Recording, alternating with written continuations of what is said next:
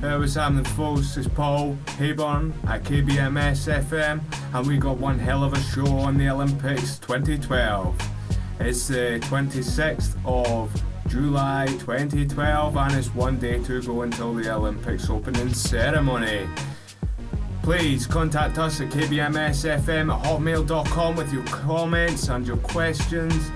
Anything you'd like to add into the show. You can also visit our website, kbmsfmradio.tk. Please enjoy the show, and remember, this is only news, folks. Don't panic. The Olympics will be swaddled in protective radar as a defence against a 9/11 style attack. My advice is take cover and cross your fingers. I'd like to go back in time just to start off with the Fred Wigg Tower in London. This is a report by The Guardian a couple of weeks ago that states that the residents of the 17-storey Fred Wigg Tower in Leighton, East London, near the Olympic Park, lost a court battle to prevent the planting surface-to-air missiles on the roof of their apartment block during the Olympics. The tenants fear the missile base above their heads would make them the target for the terrorist attacks. They agreed that there has been a disproportionate interference with the human rights, and they were not consulted fairly and properly over the positioning of the air defence system. The Judge Charles Haddon Cave, well, that's a name and a half, that isn't it, ruled that the residents did not have an arguable case and had been under something of a misapprehension about the risks of deployment of the missiles that they would bring. Well, I wonder where this judge is going to be over the Olympics. It is clearly necessary he said, to protect the Olympic Park from potential terrorist attacks, both from the air and the ground. The first duty of the government is to defend the realm, that sounds good, doesn't it? And to protect national security, including by protecting the public from terrorist attacks. Judge Haddon Cave added that the UK Ministry of Defence had no duty to consult, had not promised to, and no conspicuous unfairness was caused by not consulting the residents. What do you reckon to that? What do you reckon to all these missiles going up on these apartments, you know, without even consulting the residents?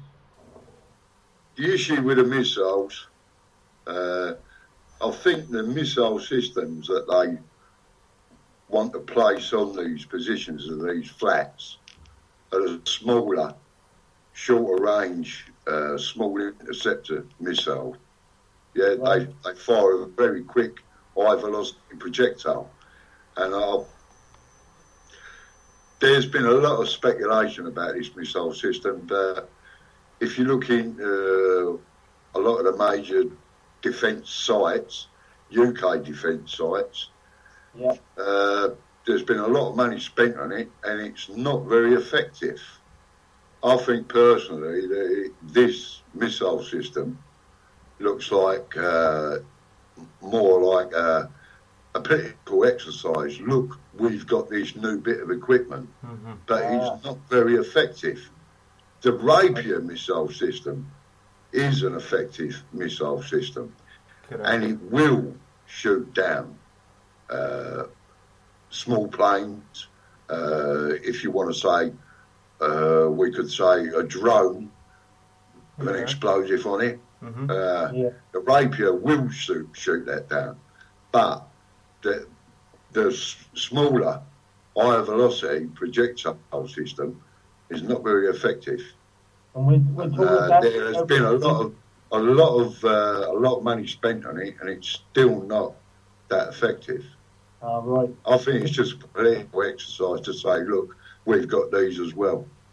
Right. Do you reckon that the Rapiers are these are what they're going to be using to bring down a proposed nuclear missile attack? Well, the Rapier missile system couldn't take down a nuclear warhead. So what are they deploying them for then? Are they to use to shoot down aeroplanes? Are they? You can only really use them to shoot down the equivalent of air-to-surface missiles, small planes, fighter jets, let's say, worst case scenario, a passenger jet, the Rapier system could do that. But a Rapier system could not intercept an ICBM nuclear warhead. Yeah. It's impossible. There's no missile system at the Olympics that could actually do that. Well, it sounds like we're in good hands then. Yeah. So no one decides to fire an ICBM. They've also got, there's 6 of these apartment buildings there. They're putting all these air-to-ground missiles on, and let me say they're also going to be they've been installed for this month for over the Olympics, and according to the AFP, other steps being taken to protect the Olympics, including mooring a helicopter carrier on the River Thames and stationing an RAF Typhoon jet and Puma helicopters on the outskirts of London. So basically, if the missiles don't take them out, then we've always got the jets and the helicopters to intercept them. So is that good for you and Metaloona? I would say in answer to the Rapier missile system and the other question mark high velocity projectile system, I would say that they're a final backup. I would say that any interception really would be undertaken by the fighter jets. They'd be the first to be sent up to intercept anything. I mean, we're supposed to be heading into an Olympic Games, which is to celebrate, the bringing together of all different races, all kinds of man. We're supposed to be celebrating that, as being one. I mean, this is sort of leading up to, in my book, this is sort of leading up to the world wars. I mean, at the end of the day, can I just cut in? You what? Can I just cut in here? I actually got sent. I think I passed the links on to yourselves today. Basically, what I was sent through a link today was something about Russia moving into towards Syria for nearing it to to start a war basically. Or if Syria does anything stupid, it's like the Russians are policing, which the Americans clearly are not. They're trying to antagonise people, if you know what I mean. Yeah. What's your thoughts on that, guys? Well, I totally agree with you. That does definitely sound like this is definitely heading in that direction. They're definitely provoking Iran, and I believe it's the Libyans who are also threatening, saying that the Iranians could actually target their Olympic, the Olympics, trying to target their athletes. So what do you reckon to that? Well, I think you're bang on there, mate. I totally agree with you, 007. This is the beginning. I mean, when I seen that article I read today, I can't remember off the top of my head where it was on the net. It was definitely like say an American newspaper. Basically, my thoughts on it is it's the beginning of the false flag that's going to happen at the Olympics. Now, what that's going to be, I'm not sure. I mean, what does it come to? When we're seeing anti-air missiles on our kids' laps, right? In their playgrounds and on the football fields and on the rooftops, as you mentioned. What the hell's that? I mean, is it like World War III? That's what. This is the beginning of it. That's what my beliefs are. I don't know what you guys are thinking about, but I'm sure this is the build up to the false flag that's going to be happening, guys. I mean, very good point you've got there. I mean, at the end of the day, we're talking about young children again, witnessing what's going on. We're witnessing war games. We're witnessing what's going on around the Olympics, which, like I said, is supposed to be something to celebrate. Yeah. And yet it's actually turning into war games. And yet now, if children right, want to buy a video game that's got all these kind of weapons on it and it shows war propaganda and all the rest of it, and what have you, you know, they have to be rated at a certain age to buy it. Or, you know, this is absolutely ridiculous. And we're getting What's fed going it on through here? news. What do you say, Metaloona? I'll see the article, what Paul sent over, and I don't know about yourself, but I think Paul will probably be aware of it, is the Russian fleet, which dispatched quite a few days ago, if not weeks ago, with up to 11 to 12 ships. Yeah. I'm not sure if it includes an aircraft carrier, but Russia hasn't got money in the way of aircraft carriers. There's also rumours of Chinese ships moving into the region as well. I'm thinking along the lines of this is a really sort of firm show of muscle from Russia and China to prevent intervention into Syria, because Russia's got big interests in Syria. Yeah, they've got a big naval base at Tetrius, which they just spent billions on improving. I'm assuming that they've also got radio, satellite, etc., listening posts to pick up on the nearby Fifth Fleet's headquarters, which is in Bahrain. So Russia could actually, they probably feel that they want to keep a firm hold on what they've established in Syria. And bear in mind, Syria's in billions and billions of rubles worth of debt to Russia, because that's why, another reason why Russia was given all this bases in the first place, to help contribute to pay towards the Syrian national debt to them. As for a false flag connection, there seems to be so many different incidents now going on around in the world. We've got all the trouble that's going on around the Middle East. We're getting fed every day about the nuclear issue with Iran, what Israel's going to do, what now is Syria going to do. They're saying they're going to deploy weapons of mass destruction, I mean chemical and biological weapons, to stop any outside intervention. Now, one thing you can be sure, the Syrians wouldn't use that against Russian forces. No, for I know sure. that much. For sure. Yeah. I hear they've got stockpiles of them stashed as well. I remember reading that somewhere. They said they're willing to use them. Maybe they wouldn't use them against the Russian, maybe even the Chinese, but they definitely use them against the Western countries. What's your thoughts on that? But the Iran's being singled out here, you know, I mean, at the end of the day, what would you do? That's the false flag. That's the whole plan. Blame the Iranians. Yeah, but they're trying to already do that. They link, Iran's got links with the Syrian government, but Iran's also got links with, I know one of the terrorist-led groups, Hezbollah. There's a couple of other organisations, I can't remember their names, but I'm sure if you punch up links between Iran and said terrorist groups, you'll see there is links between them.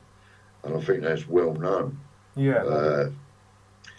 The thing is, going to war with Syria, I think it would be extremely costly to America, whoever went to war with them. Yeah. Yeah. I would also think that they would escalate to a world war, obviously.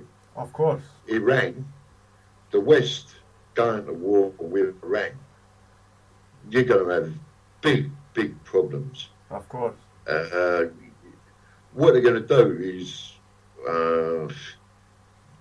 putting men on the ground in Iran, they know from all the invasions over the centuries, and this includes the British Empire, when we try to invade Iran, they know the terrain in that country makes it bloody hard to invade. But it also makes it hard for the Iranians to fight back. It's all to do with Iran's actually sort of surrounded on 3 borders by near enough all mountainous regions, except where it butts right next to Iraq, where you've got the marshland, which Saddam Hussein had a nightmare with and had to give in eventually with his war with everything. You know that they say that they want to go into Iran because of their nuclear embargoes and whatever, one thing or another. At the end of the day, there's a doctor, I'm just going to mention something here, because there's a Dr. Keshe, or Kesh Foundation. He's invented sort of nuclear power, reversed anti-gravitational devices.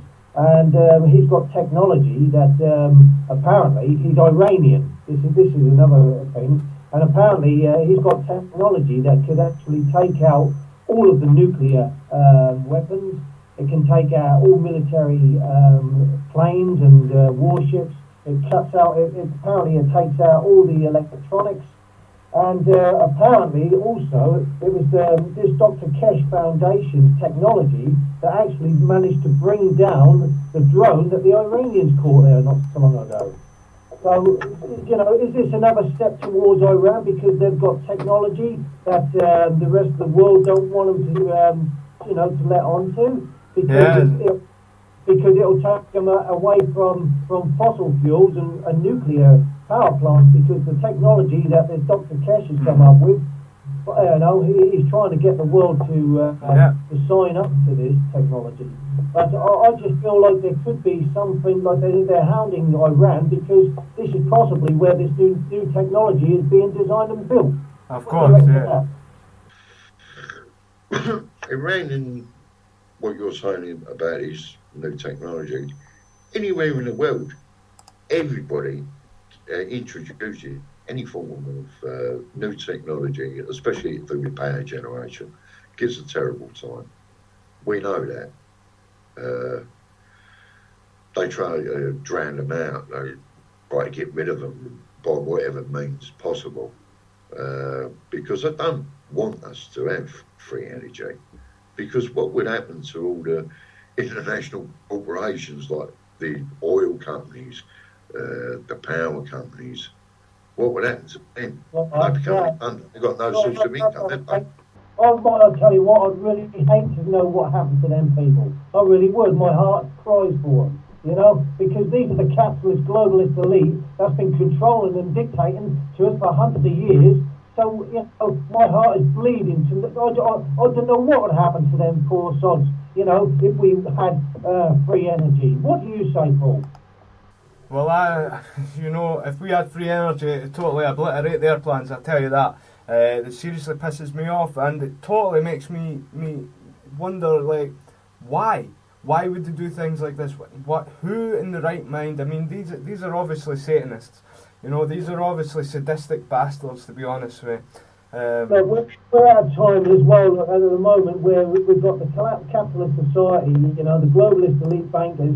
They know that the public, all us people are waking up, and the more we're waking up, the more they're getting scared and more they're getting frightened. This is why they're bringing about this martial law in America. They're bringing it into a police state. You know, it's going to come all over Europe. It's happening. You know, as the banks are collapsing and everything else. You know, with these globalist elite bankers and whatever, they're starting to lose their power. And the more the people wake up, the better, that's what I say, because we can all start heading towards a much better free society. This is what the problem is, you know, this is why we're getting all this fear tactics, you know, this is why we're getting all this scaremongering about wars, you know. But also remember that they're all trying to control our internet access as well. It's like another way how we're all growing up quickly. You know, we're starting to wake up really through the internet. There's no other, you know, we can't read this through the media because they refuse to play it out on the media. It's true. You know, we only get the only truth we get are through these other sides, these other media lines, you know, who are actually out there on YouTube and places like that, who are actually promoting, you know, unheard of media. The truth.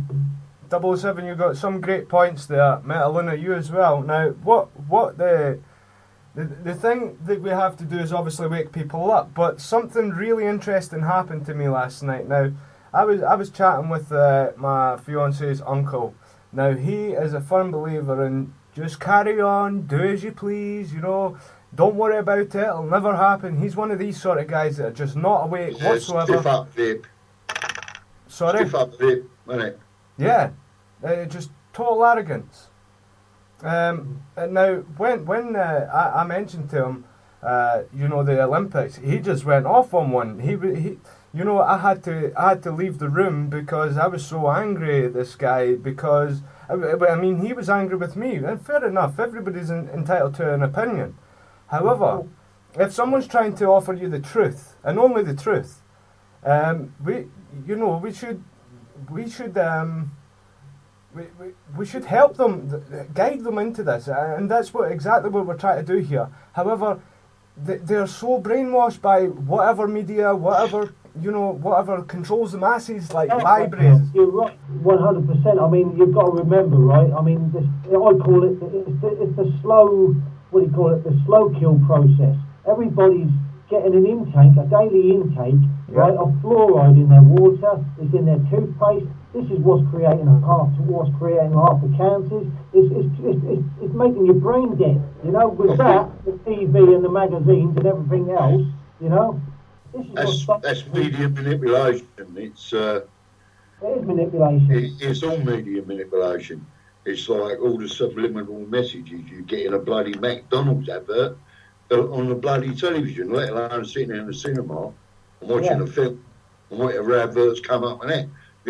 There's all, most of the advertising nowadays, there's elements of subliminal messages. I've had a sort of good look into this subliminal message issue. Yeah, you've got to go back. I mean, you'd be surprised how much of it actually goes on. And yeah. It's not just our country, it's not just America, it's all around the bloody world, mate. You know? Yeah, but the East was never like that. I mean, I worked in the Middle East in the 1980s, late 70s, early 80s, and I'll tell you what, they were still living in 1400, whatever it was, you know, in their calendar, you know, not compared to our, was it Higuera, 1401 I think it was, not compared to our Gregorian calendar. I mean, that's how backward they were. They didn't understand anything was going on. It's only the West that's been invading and trying to promote, and like you said, with McDonald's and everything else, this is how they get in. They get a foothold and they get in and they come up with all, oh, we're going to give you this education, we're going to teach you this, we're going to do that for you, we're going to help you on this. It's all crap, really. And then what they do, they bring in their medications, the pharmaceutical companies get in there, and before you know it, they've all got them under control and they're giving them birth control pills. Oh, lovely. Listen. Can I just interrupt? Yeah, sure, crack on. Right, you're saying about medication, right? I'll give you a good incidence of medication. I'll take some quite serious medication on the quiet because I've got a bit of heart trouble. And but I've also, my knees are shot to bits. I'm not going into reasons why, but I've been on deflanic sodium, the equivalent of what you call Mobilet cream, but in a tablet oral version, and I've been taking them for years. But between me and you, I haven't been actually taking a lot of them. I've only sort of been taking them when I need to. Yeah. Which is only occasionally. And when the weather's warm, like anybody else in my sort of age group, don't tend to get a problem with my legs. But I changed my doctor, and I went to see my new doctor yesterday. Yeah. Say hello, take your blood and talk about my medication. And this doctor actually said to me, why have you been prescribed deflanic sodium when on the medication that you're on now, your heart condition, you shouldn't be taking them at all. That's right. They will cause you some terrible effects. They will actually contribute to your demise of your heart condition. In other words, he's saying they make it worse. He said, what do you want to do about it? I said, well, judging by what you said, I better stop taking them, don't I? And obviously he agreed. This shows you what some of your doctors are like. Now, the other doctor that I've been to, I've been registered with that doctor for over 10 years. And he's never bloody told me. What's he trying to do? Kill me off? I trust in these doctors, and I don't call them doctors anymore. I call them quacks, you know, because that's how that was a bad term that came up many years ago. And I'll tell you what, I used to put my trust into them, but they started giving me the same sort of treatment. When you get to 40, you've got to take these blood pressure tablets, and I'll tell you what, that near enough killed me. And I threw it down the toilet. And when I turned around and found out that I'd thrown all my medication down the toilet, they turned around and said, oh, you've got to take them. You're supposed to take them for the rest of your life. I said, I don't want to take them for the rest of my life, because I won't have a life if I carry on taking them. I'll tell you what, you can shove them where the sun don't shine. Well, I wish I could do that, but... Let me put something out there as well, okay? From me. Right. Yeah. Listen what I got to say here, 007. Metaloona, please. Now, I'm 26 years old, okay? Now, I have not been to the doctor since I was 18 years old, nor have I been to the dentist since I was about 19 years old. And since then, prior to that, I did have quite a lot of colds, flus, blah, blah, blah, so on and so forth. Now, since that, I have not had a cold, I have not had teeth problems, and so then, yeah, I know exactly what you're talking about when you're talking about these doctors giving you pills that you're not meant to be having. Because, I mean, as far as I'm concerned, why would you inject someone with the flu to make them better from the flu? I couldn't understand that. I couldn't get that in my head, and that's why I've not been back to the doctors. That's right. As it goes, you're talking about injecting someone with a flu. Yeah? Yeah. I'm allowed the free flu jab every year. I don't take it. I don't have it. And I'll be honest with you, most of my working life I've spent outside anyway. And I don't tend to get a lot of colds. I mean, I haven't had a cold this year at all. You know? You see, but maybe it's to do with people's systems, maybe it's to do with your metabolism, and maybe it's to do with the sort of life that you've how had, can you know? trust what the medical groups are saying about the metabolism, the DNA, whatever you want to call it, of the human body, if it was set up by fucking crooks, man? As far as I'm concerned, that's bullshit. I mean, I don't believe in, you know, doctors is what they're called these days. I don't trust them, I don't want to trust them, and I'll probably never ever trust them again after the things that I found out. I mean, you guys have seen the videos. I done one on the cancer is curable. It's apparently it's illegal to bloody advertise the fact. Well, I'm advertising the fact. It's fucking curable. 1939 cancer law. Yeah. Why the fuck can't we tell our fucking loved ones that it's actually curable, and why can't we fucking cure it for them? Because we do know how to, don't we? The Bilderbergs, the Bilderbergs they set a group up in 1954. Yeah, we know who their two leaders were. Right, I won't go into that. But the Bilderberg group was set up, and it was to take out the population. And what they're trying to do, they want to take out 6.5 billion of the 7 billion that's on this earth at the moment. And what they've been trying to do, pharmaceutical drugs, is to take us out using the soft kill treatment. And that's exactly what they're doing, using pharmaceutical drugs to kill us off, deliberately giving us cancer cells in their injection and also in their medication. Okay. You know, this is why all these children are being born with, you know, with autism and stuff like that.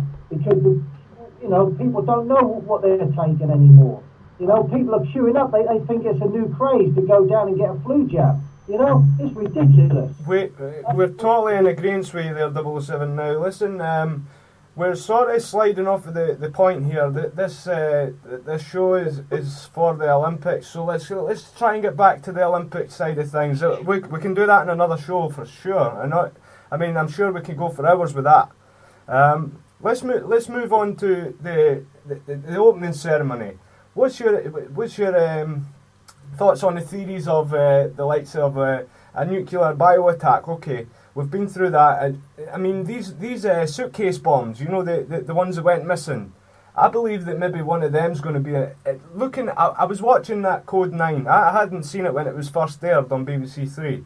Now, yeah, it does tell a lot. Now, what I believe it to be is one of these bombs actually in the suitcases, these nuclear bombs, and that could be catastrophic, but it could only go so far, couldn't it?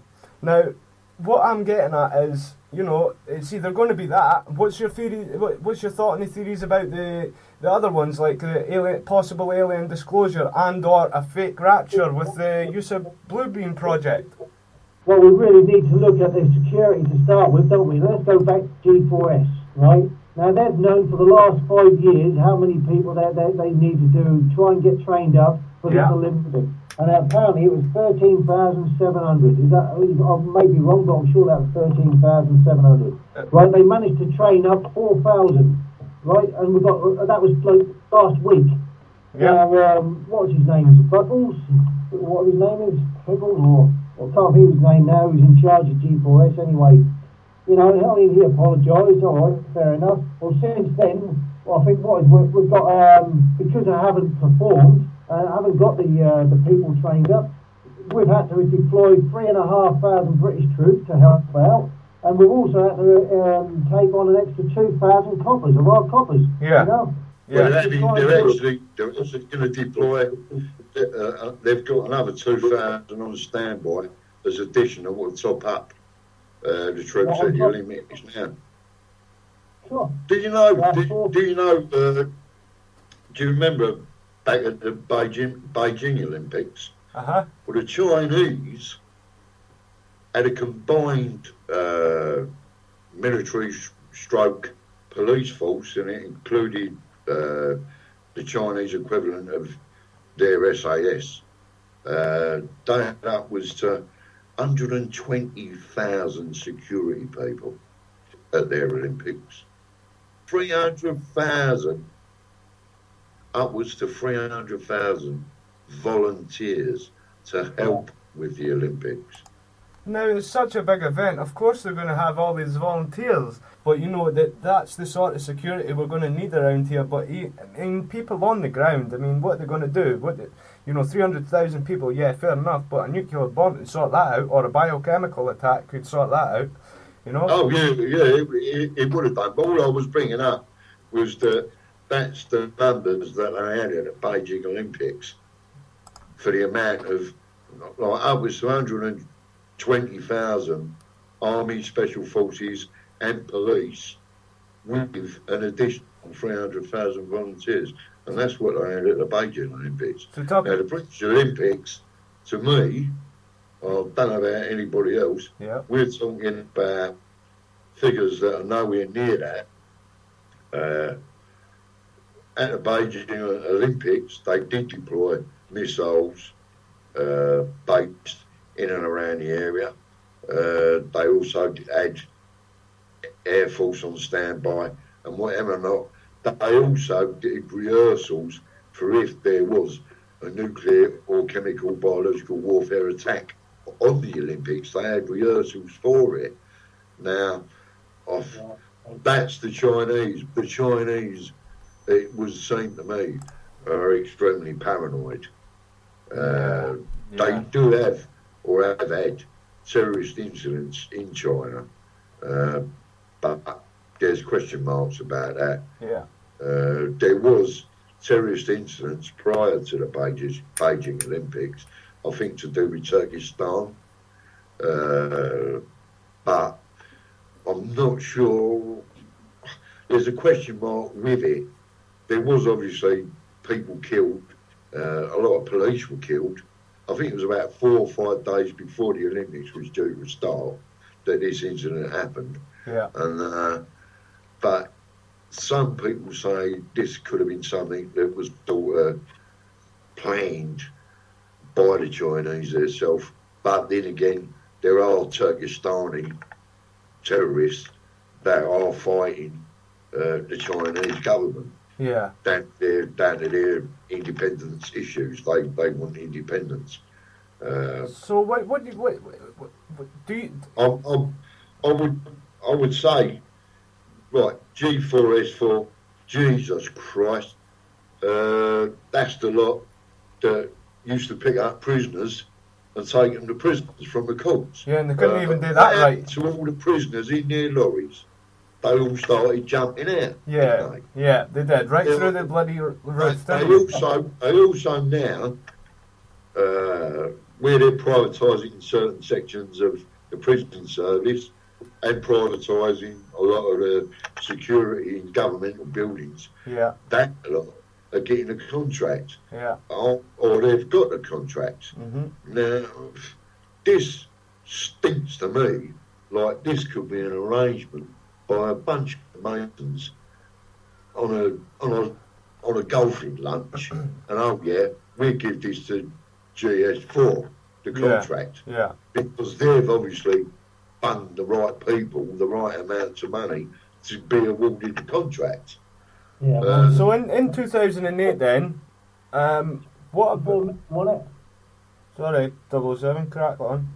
Apparently it was £284 million contract. Oh, sorry, people, that's the dog's barking. My missus just come in. Sorry about that. No, you're all right. You're all right. Hey. Just you can mute your mic if you feel better with that, Metaloona. 2 minutes, hang on. That's £284 million won it for. Yeah. And I mean, yeah. Well, going back to the fire. I mean, we understand the fire brigade, the police, the ambulance have all been trained in fire chemical attacks and nuclear. I'm going to shut the door, all right? Are you still there? Yeah. You're gonna have to, Right. If you just start again, I can edit that bit out, man. Yeah. Sorry about that, people. You're all right, mate. You know you've got a mute button there, Metaloona. You can mute your microphone. Yeah, what about it? Yeah, you can do that if anything happens unexpectedly again, so then we don't get any feedback here for the recording, mate. It saves me the editing out. So is it playing up? No, it's not playing up. It's fine, totally fine. It's just that if your wife walks in or anything like that, Metaloona, you just hit the mute button for yourself, and we don't hear anything, and we can crack on with what we were talking about, and then you just jump back in when you're ready. It's the dogs, as soon as the door came in at the door, that's it, bang. Yeah, it's cool, mate, it's cool. I can edit that out, that's alright, man. 007, you want to... £284 million, wasn't it? That was the amount of the money they received for the contract for the Olympics, G4S. Yeah.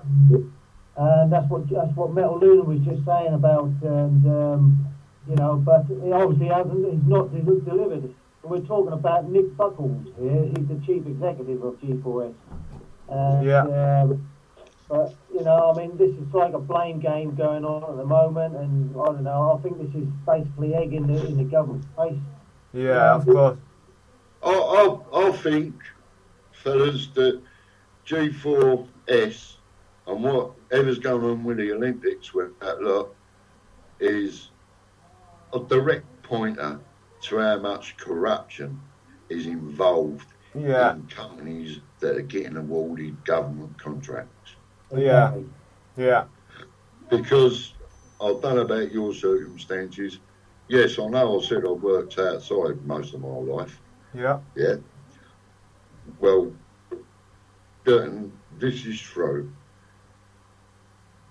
I've been put in a position, and it's happened a few times. This is to do with local authority contracts. Yeah.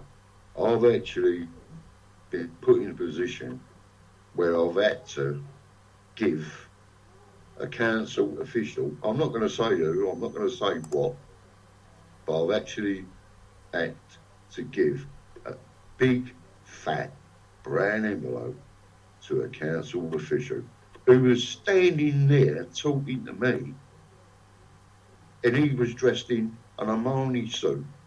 He had a brand spanking new Bosso coat. Yeah. Now, this was a few years ago.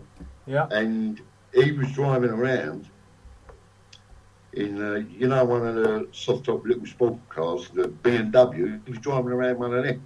Jesus. Now that bloke wasn't a very high up council official, but he was in a position where he could have killed off the company that I was working for. He could have killed them off getting the contracts for the work. Jesus. Now. Yeah, this is it. As you can see here, let me screen corruption and payoffs still go on. Oh yeah, that's rife in this country and the Americas. It's rife in this country. It's still rife in this country. I mean, I've also been in a position where I've taken people out. I've been given money to take people to Sandown Park race meetings. I've been given £500 to give them £500 to go, here, this is for your bets. Jesus. Excuse me. Now, that is that. I've been in that position. I've done it. All right. It's not very nice. And at the time, you think to yourself, well, hang on a minute, is this right or is this wrong? If I do anything about it, if I pipe up about it, I'm going to lose my job. Yeah. With that now, but I'm telling you, bribery and corruption is right here. Well, that's what's going on with our doctors. Most of them are getting bribed. Oh, here's a new pharmaceutical anyway. We won't go into that again. But G4S Chief, I'm just reading a little bit here, Metaloona. G4S Chief Executive Nick Buckles added to the statement and said, "We are deeply disappointed that we have not been able to fully deliver against our contract with Locog, another company, and that it has been necessary to call upon additional military personnel in partnership with the military and Locog." So basically there's three units here. We've got G4S, we've got Locog, and we've got the military. This is where all this money's being handed out. And the one that's government handing out all the money out is free, isn't it? It's all right, don't bother. Who's the biggest one laughing at this? The biggest one laughing at this is G4S and Lotec. They're the ones that are making money out of it. The military's not making money out of it. All the military are going to do is supply the equipment and supply the extra manpower, and it's all paid by the taxman anyway, or us, the taxpayer, I should say. No, I've got that wrong. Well, the matter. That is. The G4S been awarded a government contract that no way would they have ever fulfilled, because I think what might have slowed them up was probably the vetting procedure. But then again, the vetting procedures in this country are a joke. Well, of course, they go to the fire brigade, don't they? Yeah. That matches the rest of winter eating and all the rest of it, you'll be okay. Don't worry about that, you'll be well looked after. Yeah, apparently. Yeah. Now, these, I mean, you know, you remember the 7/7 attack, right?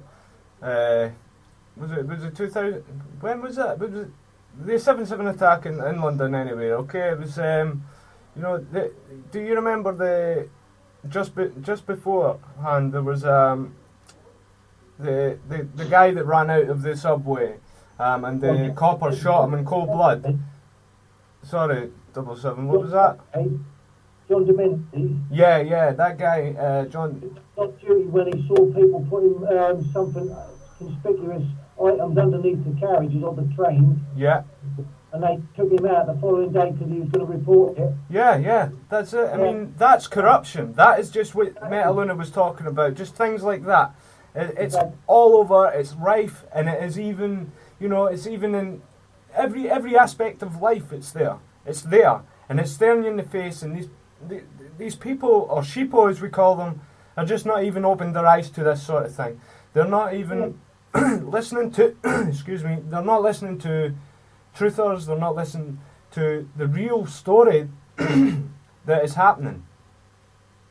I mean, it's like playing a game of cards. You know, you get used to the way you play. You know, the cards. You keep playing the same set of cards every time. You know, people are starting to see the colour of them, and this is basically what's going on now. You know, they keep playing the same old card trick, and the trouble is, people are starting to see through that, and they're waking up. And this is the problem. We are, as with people who are starting to wake up, they're starting to panic.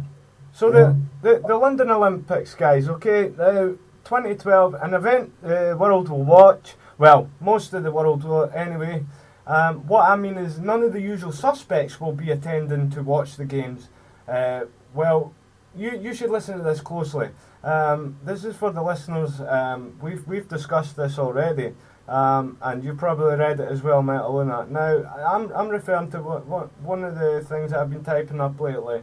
The world leaders I speak of include the Prime Minister of Australia, Julia Gillard, whom has upset Australia's Olympic chief and been accused of disappointing athletes by turning down invitations to the London Olympics in 2012. Now, that is just a day away from the date this video is uploaded, and the show will be played on that day, so hopefully everything all goes well and we can get this going. But, I mean, the Olympic chief quoted, and I thought London was a must for Julia, meaning Julia Gillard, so I'm disappointed. It's a disappointment to us. It will be a disappointment to our team.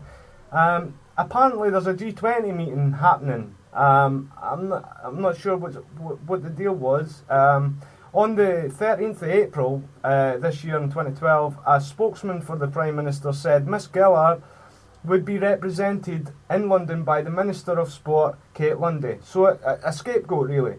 I think you're saying about what's happening with the Australian Prime Minister. There's also now a rumour going around that the Israeli Prime Minister is going to back out as well. Yeah, see, that's what I'm talking about. There's a lot happening. Do any of you guys know about this apparent G20 meeting that's meant to be happening?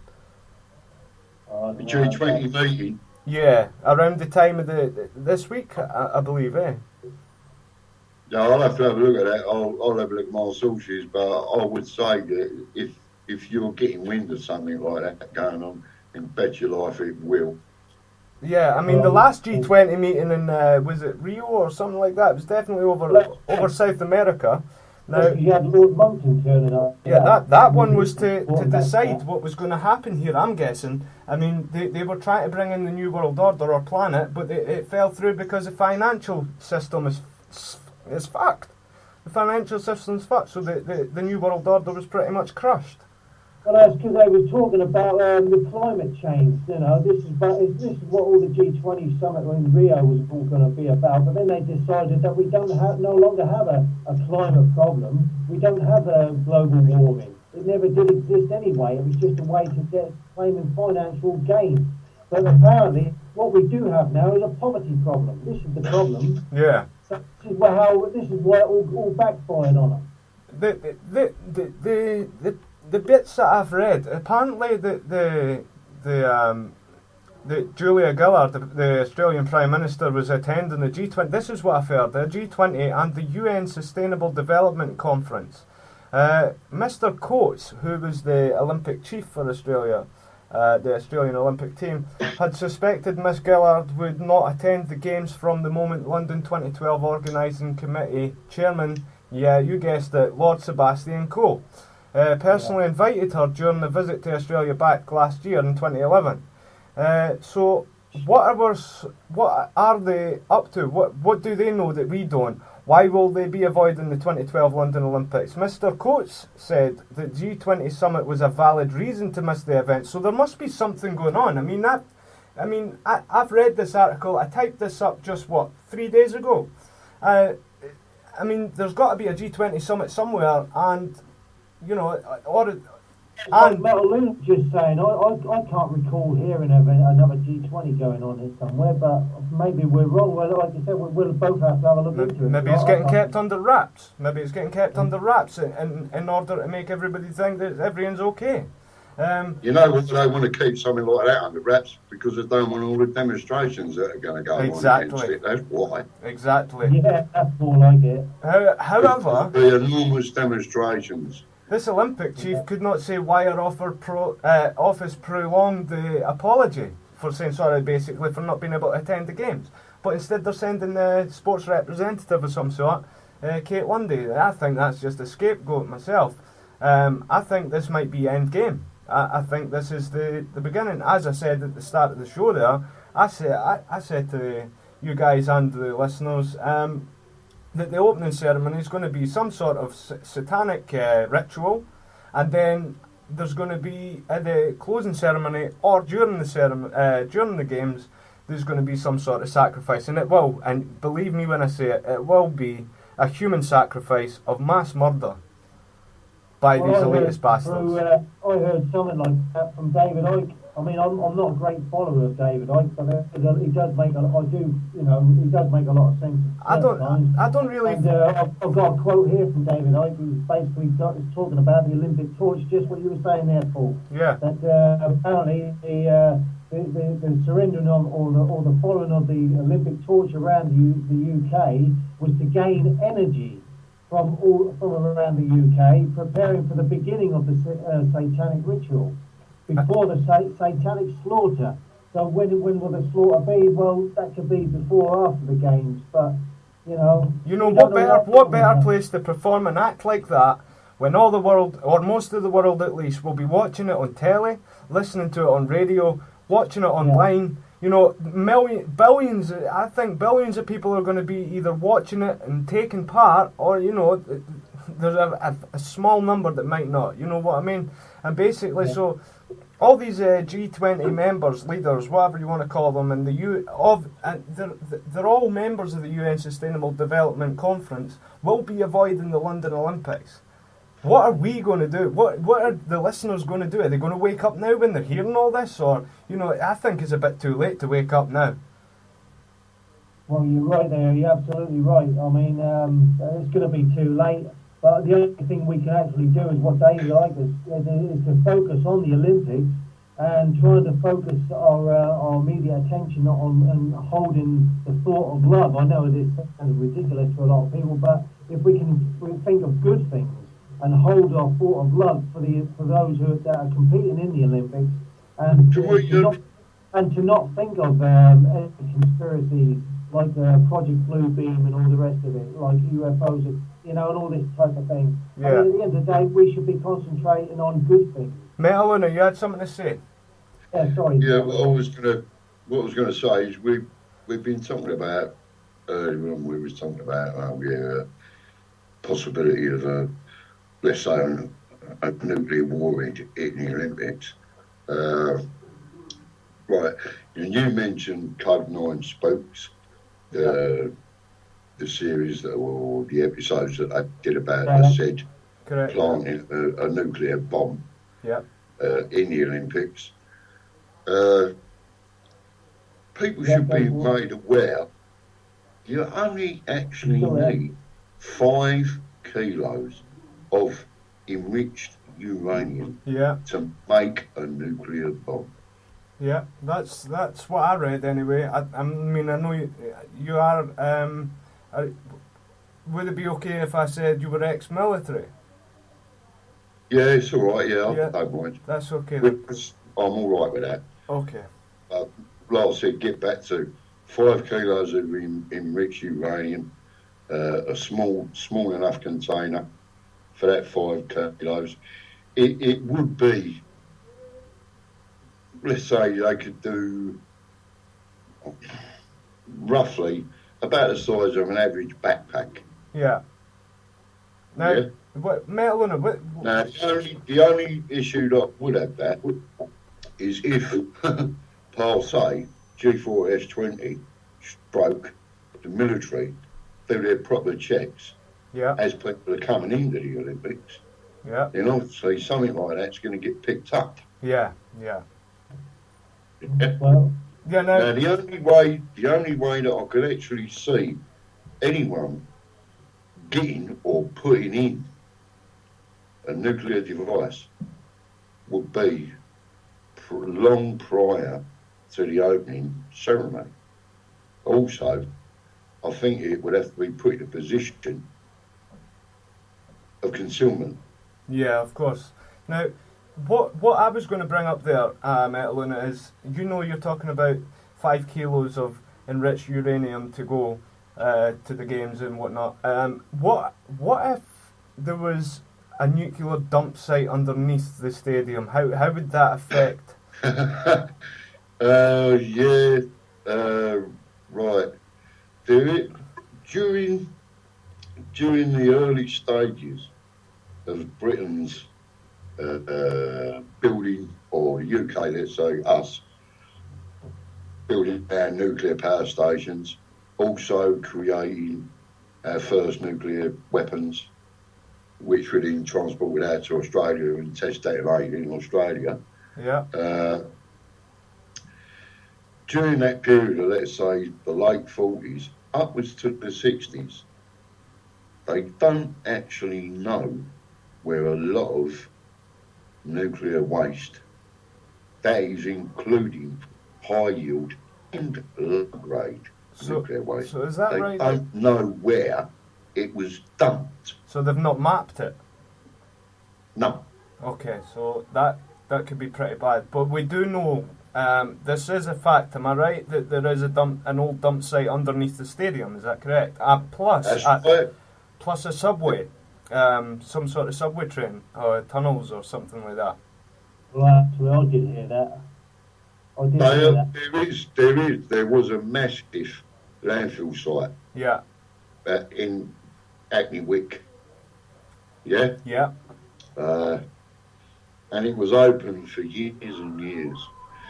Also, the other thing is what people might not be aware of is there used to be, right next to this big waste tip, yeah, there used to be a big cargo handling setup, yeah, or depot for British Rail. See, loads and loads of containers used to come in and out of that shunting yard, yeah, all over the country. Also, the other thing what people need to be aware of was, and I don't know, some of them might remember, demonstrations, etc., etc., yeah, people doing graffiti, warning graffiti about the trains that transported nuclear waste coming from Dungeness to, I think, Sellafield for reprocessing. uh-huh. Right? Now, they used to go through Hackney. They used to go via Clapton, Hackney. They used to go round in a big loop. It would have included a big cargo depot for British Rail, and they used to use a route going through Omerton, going in through Dalston. Yeah. There was lots of demonstrations about it years ago. Yeah. People used to go mad about it, and they carried on doing this for years and years, because people might also remember there was documentaries done about it. There was documentaries done about what would happen if there was a terrorist attack on one of these trains carrying one of these nuclear flasks with, whether it was high yield or low grade, radioactive waste. Now, they don't know what went in the ground at that tip in Hackney years ago. No, that's a question about nuclear waste, because like I said, they don't actually know where most of this nuclear waste went. Yeah. And nobody knew. In the 50s and 60s, nobody thought, oh, let's dig a tunnel, go down 1,000, 2,000 feet, open up a big cavern and fill that up with all the nuclear waste for safety. But nobody knew about that in the 50s and 60s. No, that's going up to the 70s. Nobody knew about it. And like I said, they don't know where half, if not most of it, waste went. And I've got these suspicions that some of it ended up in Hackney. The Olympic Stadium. If there was a nuclear detonation, a grand detonation, it's going to cause a big impact crater. It's going to throw up so much waste But also, if there is nuclear waste in the ground at a high enough level, it's also going to throw that waste out as well. It seems like it was always the plan, So though, it's doesn't going to it? make a right bad, dirty bomb. Yeah, very dirty. Bad one. No, Well, this could be the bit when they turn around and say, well, this was caused by the Iranians. yeah, that's what I'm thinking. I'm sure a lot of others. They're going to blow. With that, I sort of the opinion that now Colonel Gaddafi's gone, Saddam Hussein's gone. Most of, let's say, what would have supported terrorist groups. Oh, but excuse me, there's a question mark about Saddam Hussein supporting terrorist groups. I think on that one. I don't. But I think he probably did. But Yeah. to be honest with you, now everyone points to Iran, doesn't it? Yeah. They support all the terrorist groups that oppose the West. Yeah. Well, that's Do they really? Apparently. They do. Yeah, like I said, they support Hezbollah. But Well, maybe they are the right ones and we're the crazy guys, there's you know. so much trouble with Palestine, isn't there? Yeah, that's what we've been fed anyway. I Yeah, mean, that's what we've been fed. yeah. I mean, you can't. a little bit more. We want to talk about UFOs taking over. Project Bluebeam. This was another thing that we was going to mention. Yeah. I mean, they were talking about Project Bluebeam, and that's, you know, using artificial light and trying to make some kind of hologram of a UFO, a giant big mothership that's supposed to have fly over top the. Apparently supposed to fly over top of the Olympic Stadium, and this is what all the weapons are going to be aiming at. And apparently they're going to we're going to have an alien invasion. Have you heard anything about that, Metaloona? Yeah, I have heard that. Oh, I'm not too sure about that.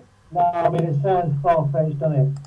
There are some people now saying that, you know, some of these issues that we are talking about, and this issue, Project Bluebeam, the holograms, I do believe that they can generate holograms. I do believe that it does go on. Listen, I don't know the reason why. No.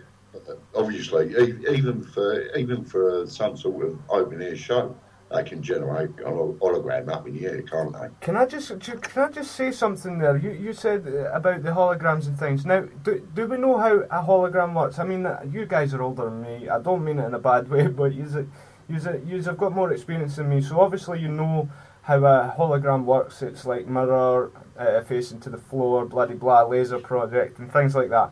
Now, my guess is the hologram has to have some sort of reflective surface. Of course. Now, what I'm getting at here is what hasn't been debunked is the chemtrail thing. Now, people, listen to this, right? Okay, the chemtrails could be there's stuff in it like sulfur and aluminium and things like that, which could be reflective. Now, if they have I mean, they're 25 years ahead of us in technology, 35 years, something like that. Now, if they do use the Bluebeam project, they maybe get a cloudy day like that on the Olympics. I'm thinking maybe they can use the chemtrails to get going with the old hologram thing. What do you guys think? With the sulfate and the barium they use in there, which is a reflective source of it's a metallic reflective source, and they reckon that they can reflect atoms off it, like ions, you know, electrical impulses. And they can reflect it, use it as a mirror. So I believe that. Yeah, and that's how they. You're right on that one. Yeah, and that's how they're also manipulating our weather through the HARP, you know, project as well, based in Alaska. Yeah. So you know there is that to it as well.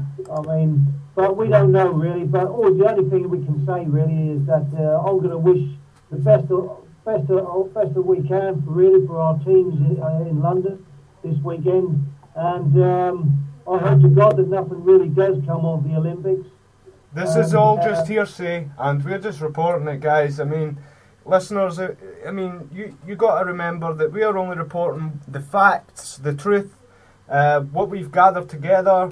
You guys can try and debunk the information you've heard, but you know it's all truth. There's not a lie in this.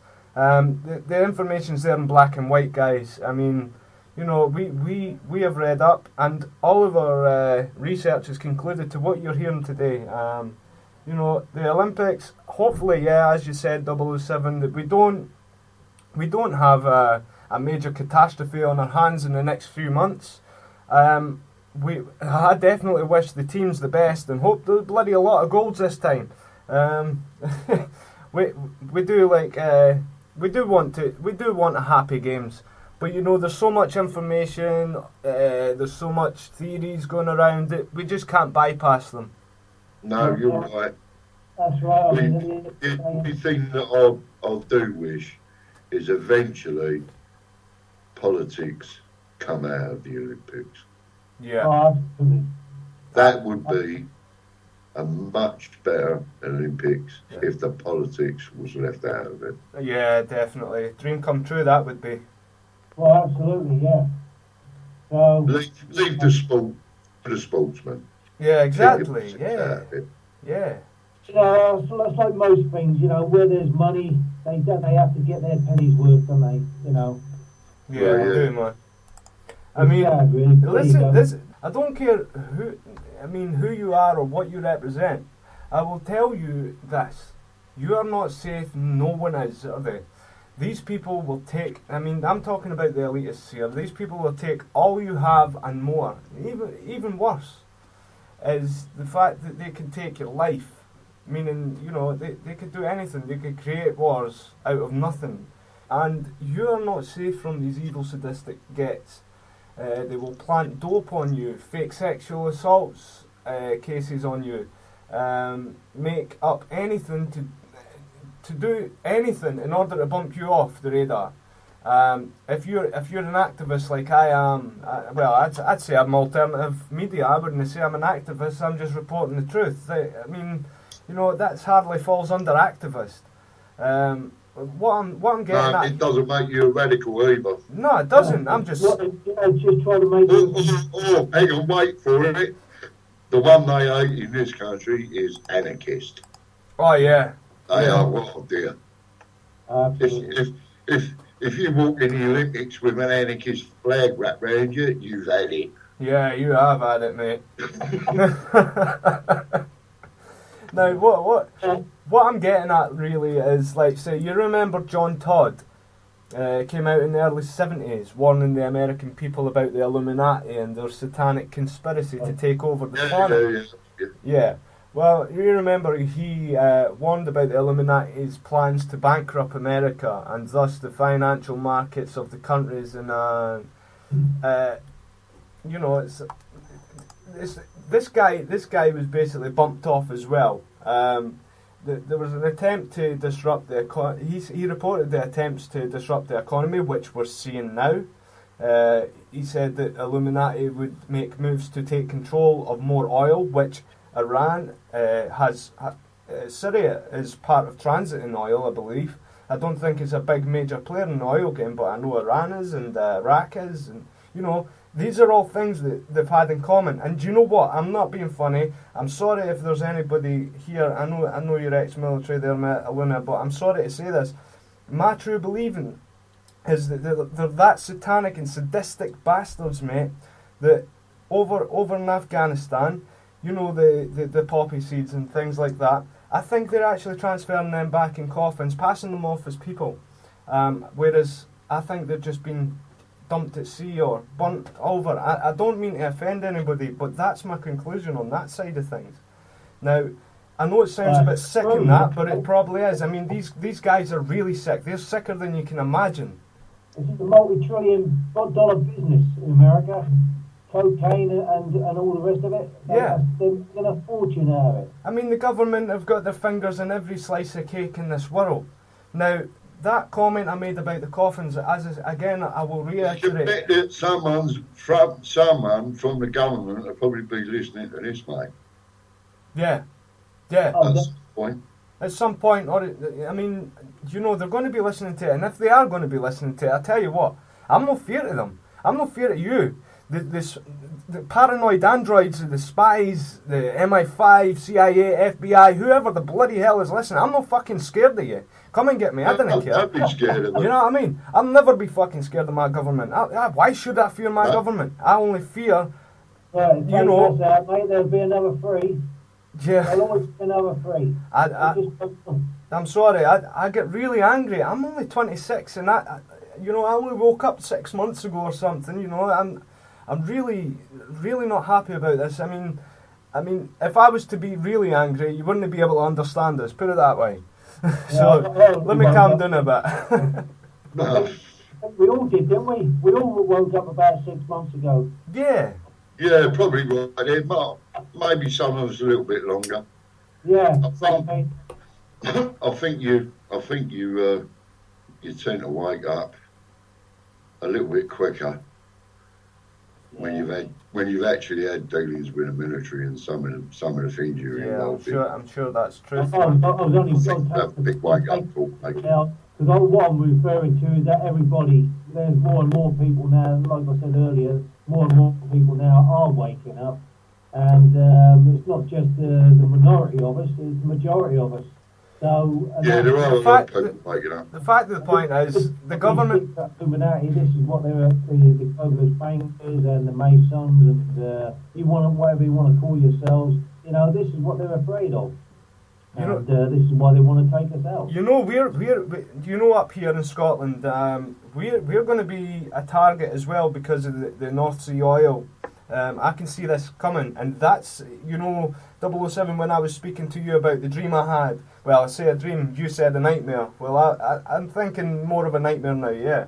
What I was talking about, Metaloona, to 007 was the fact that when I had this dream, nightmare, whatever you want to call it, there was all up the east coast of Scotland, in the water. It wasn't actually on land I seen these hit, but it was like nuclear bombs, mushroom clouds. It was like 6 or 7 in a row, dotted up towards the Dundee area from Edinburgh. And where I stay, it was pretty much like I was looking out my window in the high flats. Now, you know, that I can see that coming. I'm not saying it's a prediction of any sort, but I can see it coming because of the North Sea oil. I can see either the destruction of it out of jealousy or whatever they want to do to disrupt us to hell. And the fact that a lot of Scots say that they want independence, that I really don't, because I think we'd be screwed, because we would become the target for the oil. Yeah, you've still got quite a few years left of oil up there, haven't you? Oh yeah, we got a good few. It's just it's a different type of oil, isn't it? It's different types of oil. Yeah. I can't remember whether the grade that comes out of the North Sea is used for petrol or I think it's more petrol. It's British Petroleum that's using it. Right, it's petrol then, isn't it? Yeah, that's right. Yeah, that is a valuable commodity. Yeah, and that's why I believe that we're screwed. Even if we do stay as the UK, I mean, come on, look at it. It's going to be the government building. It's going to be the Olympic Stadium. If anything kicks off, that's the 2 targets. As we know from the Illuminati cards, for instance, that Big Ben's going down. So what's attached to Big Ben? The government. So now if that gets taken down, we become a target also for Middle Eastern countries, apparently. I think it's going to be Americans, because since 1952, was that when the World War II ended? Is that right? Was it 49? 1940. Well, World War II ended 45. See, I'm bad on my history. I didn't go to a lot of school. Well, what I'm getting at is, since that time, America has been building their bases all over the world. Now, they have bases everywhere. Now, they're ready. I believe them to have been, you know, we all know that Bush and things like that were Nazis. Why would there be a Navy base over in America shaped like a swastika? The building is shaped like a swastika. I don't know if you've seen that. But that has something to do with rescuing Hitler and putting him in South America until he exactly. Now we know that that's the plan to take. Well, over. they did rescue a lot of German scientists, didn't they? Right, what the news came out Especially the rocket ones. Can we get back to where we was talking about, let's say, America is like opening up and taking over so many bases around the world. Now, I think people might be aware of the missile defense shield issue that the Russians have got with America. The Russians don't want the missile defense shield stationed in countries that are near their border.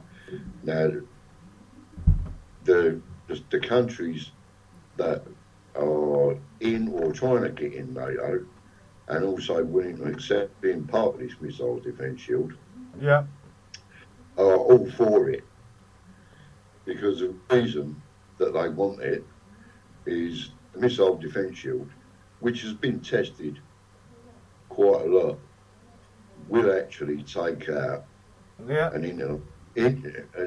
international continental ballistic missile, or an ICBM. Yeah. It'll take it out, and it'll take it out in the atmosphere. Yeah. Yeah. That's what we need. We need a couple of them stationed around the Olympic Stadium. Fucking right, man. And you don't have to worry about any nuclear warheads hitting London or the Olympics. Tesla invented the ray gun, right? And that's something that you should all be concentrating on, because that ray gun can take out any nuke. It can bring down any airplane from miles away. Yeah. And that's been proven. And that's one. And I'll tell you what, the Americans have stolen his technology.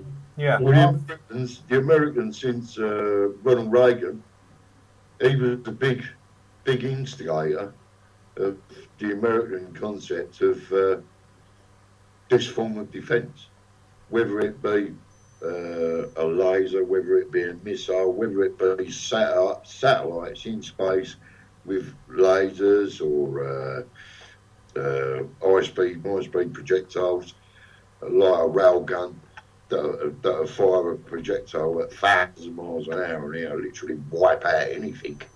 Well, you know Ronald Reagan was a man that actually kicked it off with all that concept. That's right. And America been researching and doing whatever shape, form of research into this anti-ballistic missile systems. They've been doing it for years, and they've actually got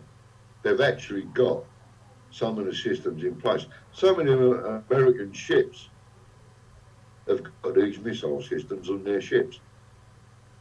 That's crazy. That's, you know, the thing is, you're right. We need these defence systems around the Olympics. We need these defence systems all around the UK. For instance, yeah, but the British government are not going to pay for it. No, of course they're not. You think of it in another way, what will happen, because the UK are part of NATO, because America's going to want to protect its interests of its massive intelligence gathering facilities in the UK. Yeah. Also, whatever it's got left of remnants of nuclear deterrence in the UK. Yeah. Yeah. Whatever they've got in the way, shape or form of air bases, whatever, equipment, whatever, the Americans are going to want to protect it. So in the long run, what's going to happen is the Americans will plant some of these systems in the UK. Yeah. So the UK will then be under the umbrella of America's missile defence shield. We all know the plan is to depopulate the planet by, say 90%. Out of the 7 billion, over 7 billion that's on the planet at the moment. Now, the only question left now is, will they do it by starting World War III? Of course they will. We've seen evidence of that now. They're going to do it. Oh, yeah. They're going to do it that way. Yeah. Because I know we've talked about you can get to, I mean, there's eugenicists involved in bloody the United Nations. People that believe in the hierarchical system of more intelligent people, want to breed more intelligent people, want to breed the perfect human being. There are people in the world that believe this, and it doesn't go back to the Nazis. It goes back way before the Nazis. Yeah, it goes back to can't remember that fella's name. It actually, the idea of eugenics comes from a fella that was a cousin of Charles Darwin. All that idea comes from eugenics ideas come from that. It's just that Hitler took up on that. Now, obviously, let's say there are people in the world now that are trying to influence this, but if you're having a build-up, and it looks like we're getting a build-up now to a big conflict. Oh yeah. So it's rife. Everything. And the only way that big conflict will end up going is, to me, be nuclear exchanges. A thermonuclear war. It would be going like that. I believe that either that it's going to be a famine or a new virus, or maybe all three combined. I mean, we've had loads of sorts of viruses, haven't we? Yeah. Whether they're nature created or whether they're man-made created. But look at the. There's people who say that AIDS was created. Yeah. There's people that say that bird flu was created. AIDS was created because someone had actually admitted to it. I can't remember the guy's name. The guy actually admitted to creating the AIDS virus for the. I do remember this. This is a thing that people seem to forget about. AIDS. AIDS is still relevant in the world. Oh yeah. People are still catching AIDS. Bloody hell! It's moved into the UK. Publicity warning people about it in the UK anymore, is there? Yeah, that's right. I mean, look at the goal number 14 for the elite, the Illuminati. The goal number 14 would be agents will come forward after fermenting situations and appear to be the saviours of the masses. Paul, yeah. Have you ever read a book called Proofs of Conspiracies? No, but I would like to read that because I've heard a lot about it. I'll tell you what, I can send you a PDF copy over it. It's a book to do with the origins and the idea and the concepts of the Illuminati. Okay. It's very enlightening. Yeah, I'll have a look at that. That'd be great if you could send that through for me. I can send it over to you as a PDF. Okay, that's great. I can get that. It was written in like the 17th century sometime. If you're still not you guys personally, but if there's any listeners or sheeple maybe listening and they're still in doubt of Obama, yes, he is one of them. He is a member of the CFR, which is the closest you can get to the Illuminati without having to be the 31st degree Freemason, a high-level occultist, or an initiated Skull and Bones member, such as like Bush Jr. Obama is told what to do and what to say, like all the former Illuminati puppets, i.e. presidents of America. Also, not just America, but prime ministers of Britain, because we know the Freemasons control the world from London, as far as I know.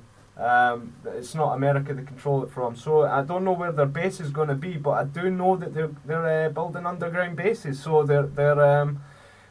these are nuclear bases.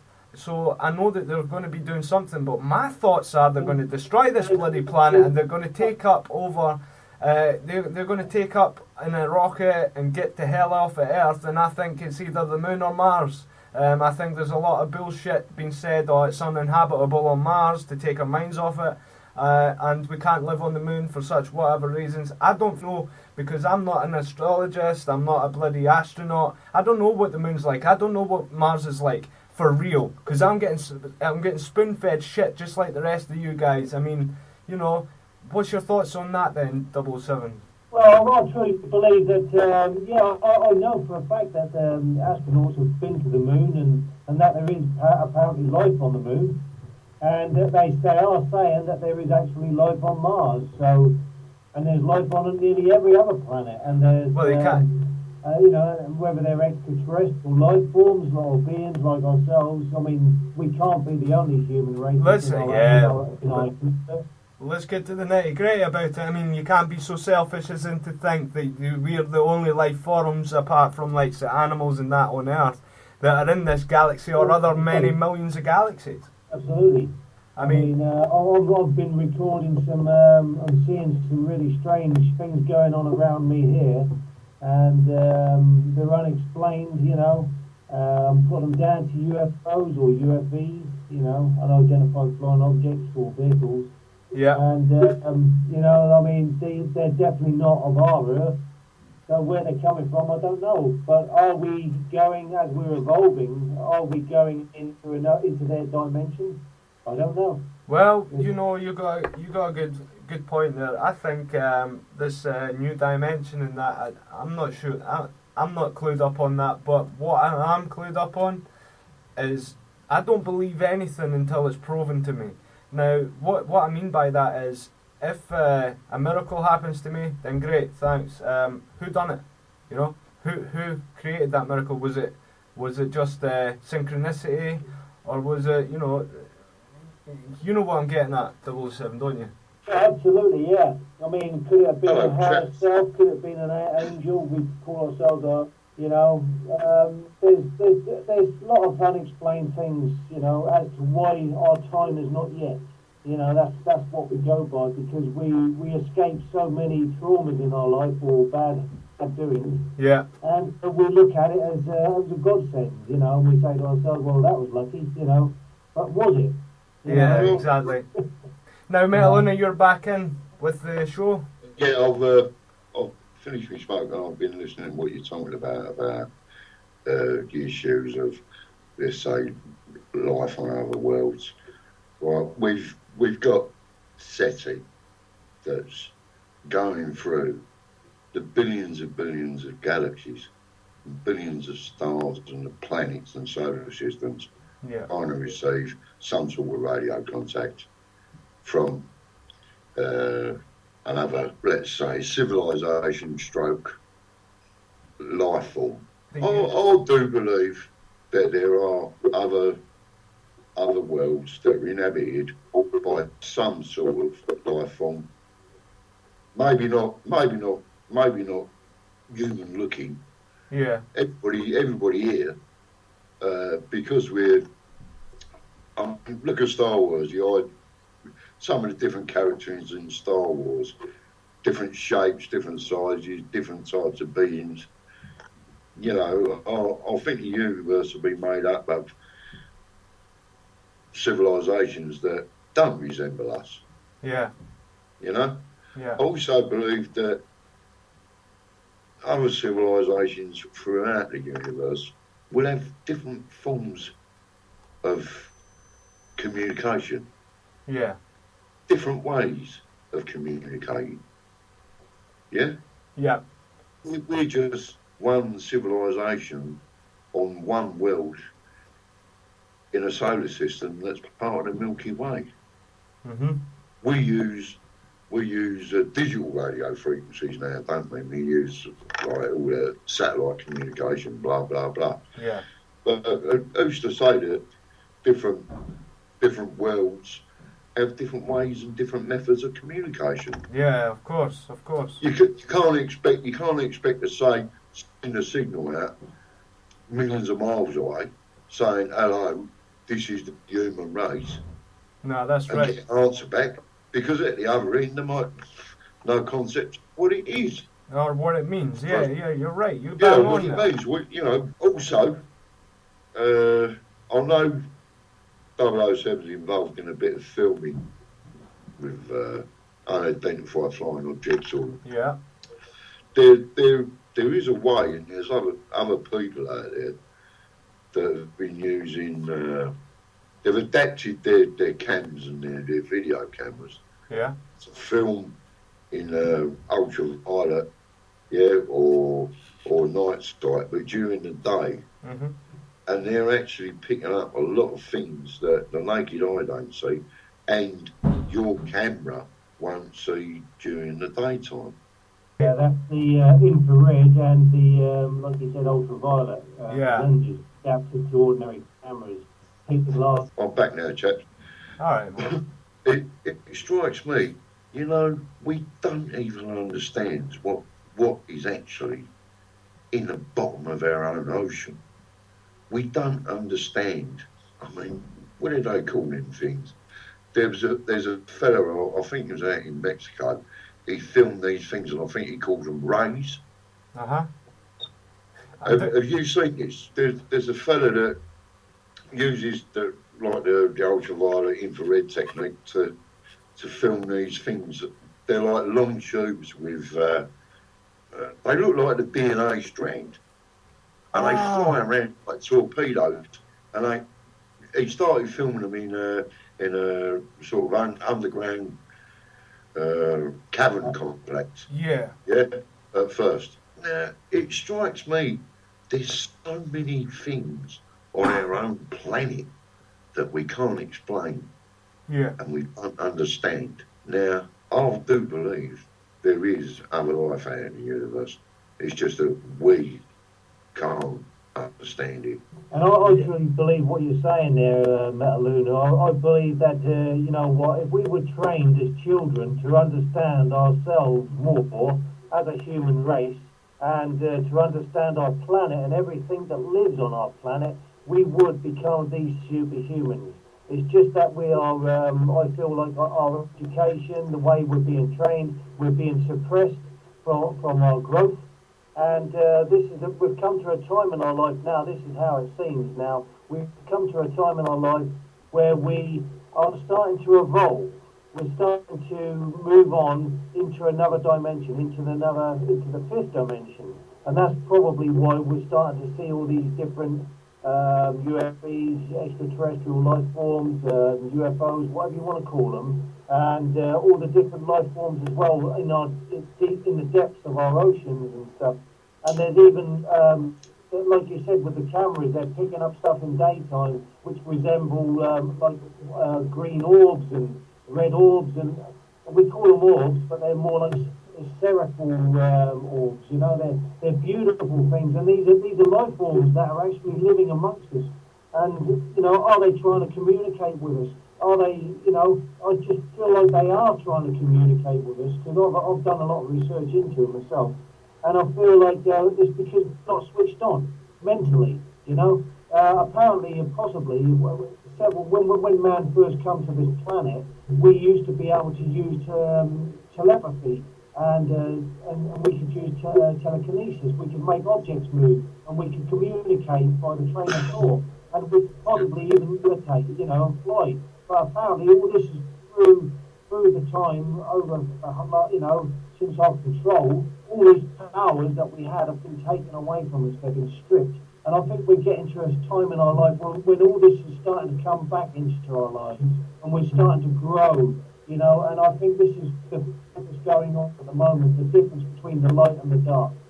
I think what you just said about the human race evolving, I think is, or maybe the human race getting back what it lost centuries or thousands of years ago.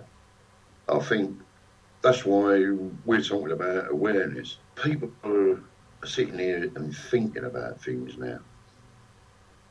And we're all starting to look at different sources of information, and we're all beginning to form our own opinions.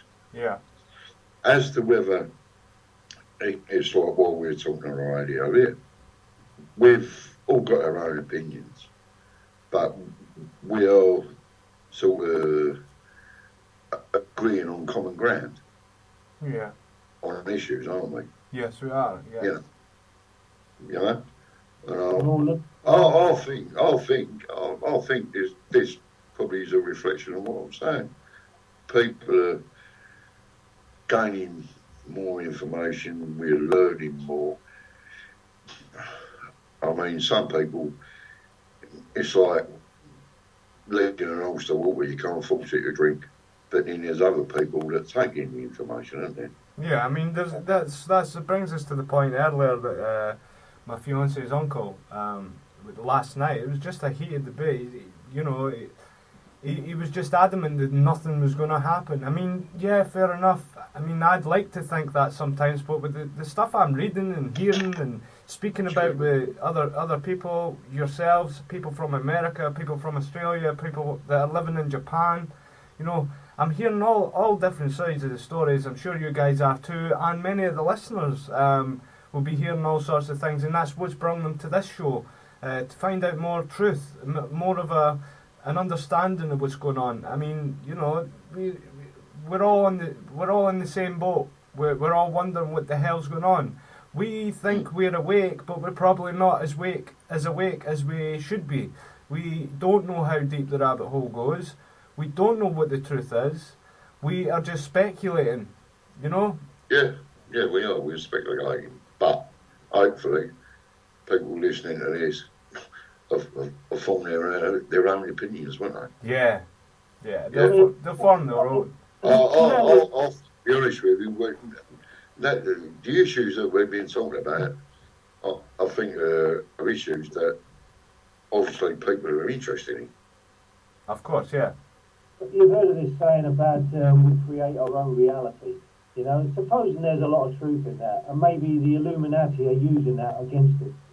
Supposing that if they can create an illusion of reality and make us believe in it, and to create the fear side inside us, you know, we do start to create this image of this like a nuclear war that's going to happen, or we're going to be invaded. Perhaps the more people that start living in fear actually do create a reality. I mean, I'd love to get there is a truth in that. 007 and Metaloona, I'd love to get some sort of maybe a psychologist, or maybe both a psychologist and a hypnotist in on the show. And if there is one listening, I'd love you to get in contact, because I'd love to ask the questions, like, you know, this is what I'm getting at. Basically, if we are being brainwashed through telly, media, whatever you want, the control the masses, you know, the hypnotise the masses in a certain way, brainwash, whatever. I'd love to ask if there was a certain thing that would, you know, trigger us into being like scared, you know, scared of a certain thing, like an event like a nuclear bomb. I mean, let me just jump in here, right? You've heard of Edward Bernays. Edward Bernays in 1918 was hired by the American government to go about to use his propaganda on and brainwash the American citizens, not just Americans but the rest of the world. He actually wrote a book called Propaganda, and but he was employed by the Americans to encourage women to smoke, that type of thing. And he noticed that through advertising campaigns, he could sell anything to anybody. And this is brainwash that's been created through time, and it's been created by 007. I'm aware of that as well. And I'll tell you what, there's so many YouTube videos about it that you could be sitting there for a week watching it. Yeah. There's so much information available about that. Yeah, he actually worked with Sigmund Freud. So if you know anything about Sigmund Freud, you know that he experimented and worked with the human brain and the sleep patterns and that type of thing, the conscious and the subconscious mind. And he actually used and experimented with certain people, you know, psychiatric patients and everything. Yeah. So, but through, I mean, Edward Bernays actually worked with Sigmund Freud, and but they, you know, there is a book out. It's called Propaganda. You can buy it, I believe, but I'm not trying to advertise the fact. I'm not getting any. Metaloona, you can buy the book. Yeah, you but can you still can't. get that book. Yeah, I'm glad about that. I was just going to ask you, Metaloona, about a theory that I spoke with. I don't know. Have you seen heard the video show that about when I was speaking to Anonymous Mouse? Anonymous Mouse. Yeah, one of my videos is Anonymous Mouse chats with KBMS FM. What I was gonna ask yourself, Metaloona, was one of my thoughts in that program was, you know, did he think that a nuclear bomb at the side of, or even in the middle of an ocean, a sea, or anywhere that creates water, If a nuclear bomb was to go off, it would create tidal waves. Now, I'm referring to a Rockefeller document that says that this is the doom decade, and it's called. You guys read this one? It's the Rockefeller Foundation document. I don't know if you guys. Yeah, I've seen segments of the Rockefeller thing. Yeah, I'm aware of that. Yeah, well. As for a nuclear weapon causing tidal waves. Yeah. Yeah, it would. Yeah, it would. Yeah. Okay, so. Would it work in the same way for an earthquake, for instance? Well, yeah, they reckon that's what happened on the Fukushima. Yeah, that's what I'm getting at now. They reckon that a nuclear missile was actually deployed on the plutonic plates on the north of Japan, and that was ignited, and that's what created the tsunami. Yeah. And they're taken out of the the Fukushima power plant. Jesus, they'll be pissed off with us now that we've exposed that, eh? Well, that's their theory debunked. The shit's not going to take up that one. Yeah, exactly, man. Now, what do you reckon? Do you reckon that that this is all going to come true? I believe there are going to be more deaths than 13,000, as stated in that Rockefeller document. That was David Rockefeller. Was it David Rockefeller that actually published that? He predicted. He said it would be nice to take out 13,000 of the Olympics. Yeah, that's right. That's right. I mean, they predicted it as in they were talking as if had already happened, though. That's the thing that was in the document. It was predicted. No, he was talking to. I'm not sure if that was Alex Jones, reporter, or someone else reporting in public, but it was mentioned. Somebody pulled off. I just remember seeing a documentary about it. Yeah. A film or something. But I mean, 13. Again, we're coming back to those power numbers, aren't we? You know. We are. It confuses me, but Getting back, it looks like we're starting to get back to the Illuminati issue again. it's I'm just going over some facts to I think try. it tends to be something like links with it all. I think there is. Yeah, there is. There is obviously. I mean, we have hearsay or rumour about the Illuminati. In your face is Bilderberg. Yeah. Yeah. Who bear in mind, Tony Blair's one of their biggest spokesmen. Oh yeah. I'm well aware of that. Lectures. £6 million a year he's getting paid by JP Morgan, one of the big globalist elite bankers. That's right. Yeah. You've got right over here. Now I'm not overly keen on what's called Chatham House, and there is links between Chatham House and the Bilderbergers. Yeah. You've also got the Bohemians. All these secret societies. Then you get on to the smaller minions, which would be the Masons. Well, let's look at it this way. They say about the Illuminati pyramid. Well, let's say the Illuminati pyramid is made up of the lot that include the Bohemians, the Bilderbergers, Chatham House. Then you go down to the Masons. Yeah. Yeah. And then you go down through right to the bottom to the likes of us. Right, to the slaves. Yeah. Yeah. So, like, you know, I mean... That's what it is actually starting to look like. Well, it is, mate. But, listen to what I put it like. I mean, I think one of you guys replied to it as a good way of explaining it. Basically, it's like free-range chickens.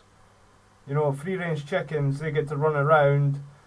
They think they're free, but they produce more. Now, that's like us. I mean, if you think about flats, houses, things like that, they're certain sizes, obviously due to the land that we don't want to destroy, but, you know, they keep building them anyway. But free-range chickens would produce more. Free-range slaves would produce more. If you locked up a chicken into a cage of 40, they would produce not so good an egg. You might get a lot more, but they wouldn't be great. Also, the fact that the different feeding systems.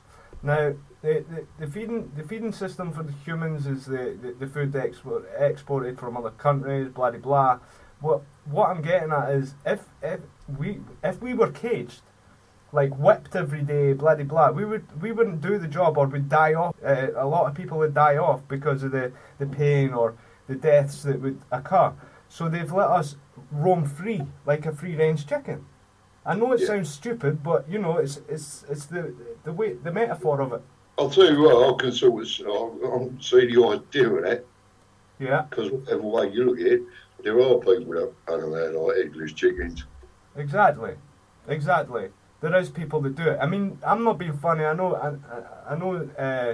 There's going to be people from London listening to this. I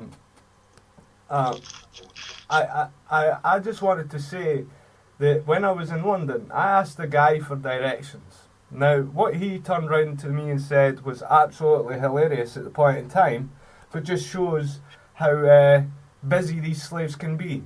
He turned round to me and says, "Catch a bus, mate, it's quicker." I mean, I was walking, mate. You know, I wasn't... He was carrying a briefcase, he was suited up, he was crossing the road. I said, "Mate, which way is this place?" You know, and he's like, "Catch a bus, mate, it's quicker." You know, it's... That headless chicken, all right. You know what I mean? Obviously, it wasn't tough. Yeah, well, he obviously wasn't, mate. Proper cockney, mate. Yeah. Not a very friendly one by the sound of it. No, obviously not. I mean, but he was wrapped up in what he had to do. He was obviously some sort of business dude, but he was also what we deem as a slave. Nah, it was probably just a city messenger. Yeah, maybe that and all. Eh? Yeah. That's carrying some documents for one of the city banks. Yeah. That's right, yeah, you never know. I'd just like to mention also that I've found on some news out today that there's a video going out around at the moment, and it's one of some Russian, it's a book that was written in Russian, and it was to do with Chernobyl. And it was saying that over 1 million people have died from that Chernobyl explosion back in the 80s. And I reckon there's over 1,000 children born every year with their brains missing. They've got single eyes on their forehead, you know, look like Cyclops. And they've got several limbs, they've got several extra fingers, and half their stomach's missing. One eye, no brains. And this is all to do with that nuclear explosion at Chernobyl. Well, I'd like to point out that they reckon that the Fukushima, that when that went up, they said that's nearly 10 times greater than the Chernobyl. And they said that the nuclear waste is heading north over North America. And they said that it's going to rain down over North. That's all the nuclear is going to go into all the food chain. The fallout. They also state that from Chernobyl that it's going to take thousands of years before that will be safe to actually even go near the place again. 600 years for the food chain to get any better. But then they also state that the Turkey was the worst hit area from the Chernobyl, and that the food chain was hit in Turkey, especially and they said whatever you do, don't ever eat their nuts and their dry dates, because apparently they're the ones that take it in more, take more of the uranium and plutonium in. Yeah. And it's obviously uranium and plutonium. I don't know about you, 007, but I only eat those at Christmas. That's right. So they say that I lost where I was going then. I was on a roll then. I've lost it. Oh, sorry, mate. Because the fallout's going to... I mean, I watched that video you sent me there, 007, and yeah, they were going on all about that, the fallout. We've been warned not to eat European food. We've been warned not to eat British food. Yeah, that's right. Yeah, that was the next... Yeah, it's about the food and that. Yeah, you're right. Most of the British food's bloody imported, and it's pumped up with all sorts of chemicals and rubbish anyway. As we know. So they're saying all this European food that they're importing. I mean, well, I don't eat it anyway because I think The rejects that Europeans don't want. that's right, because none of it's right, and it's horrible. I mean, it's got no energy, it's got no taste. You know, you can't be. I mean, the other ones I do buy occasionally are Italian tomatoes. And what I'm going to do is I'm going to cut you off there, and I'm going to say right here and now, my video on my channel, Health Terrorists and oh yeah, cancer is fucking curable. That video there will tell people what they can eat without bloody dying off. And even then, some of that might not be safe anymore from what we're hearing about this video that we're talking about now, the fallout in that. There's 600 years, they said, that it take to be safe to eat any of the food again. That, I think, after this Fukushima thing, it's going to be another 600 at least. You know, thousands of years, yeah. Well, you know, in America's had big problems with their wheat harvest this year as well. Yeah. Yeah. They have, yeah. That's what was good. If there was a nuclear in London, then we're all going to be stuck, aren't we? Then the food chain will just die. There won't be nothing. Nothing will be safe anymore because. Well, where's all the rest of the wheat going to come from? That's going to make up what America can't produce. It's going to come from Russia because Russia has had a bumper harvest. That's right. Isn't it? Yeah, that's right. And that's on all the news, in the papers, blah blah blah, and obviously to do with the stock markets as well. You see the trading figures for it. Yeah. America's had a really bad harvest year. Hasn't produced what it normally does. It's had really bad harvest. And Russia's produced a bumper crop, and obviously everybody will be buying Russian wheat, won't they? Yeah. So it'll make you wonder about Russian wheat. Exactly. Yeah, exactly. And wheat's one of the staple diets. It's in a hell of a lot of foods, not just like things that it produces. It's introduced into loads of different foods as well. Exactly. That's wheat right. extracts. I just thought I'd jump in and say, I just jumping in to say if the listeners will hear any background noises, I'm sorry, but this isn't a properly soundproof room, and I'm a family man. I'm being told by my missus how long, or I'm being asked how long is this going to go on. So, you know, I just thought I'd put that in there just for the background noise that's going on. It's not exactly properly soundproof. That's right. It's closed down anyway, so. I ain't got to worry about the kids anymore, dear God. You're alright then, innit? So, no, but they still do. Still bother you. Bounce back every now and then. Dad, you got a tenner? Yeah, that's about it. Yeah, that's all. It's a bit more than a tenner now. Aye, well, same that. That was when they was teenagers. Pubs and clubs and all that. Are you going to join us in next week, or? Yeah. No problem, we'll do that. Thanks very much to 007, thanks very much to Metaloona for joining us for this very special show about the Olympics, and obviously much more. Thanks, guys. Alright, I'll see you later, 007, I'll see you later, Mr. Radio Man. And it's been enjoyable, and obviously I think we've proved that people are aware of things that are going on. Yeah. Is there any warnings? So I'm going to sign off now. Good night, Thanks chaps. Good night, man. Very much, Metaloona. It's been a privilege. See you later, Joe. See you later. See you later, man. Take care, everybody out there, okay? Thanks very much, and thanks for the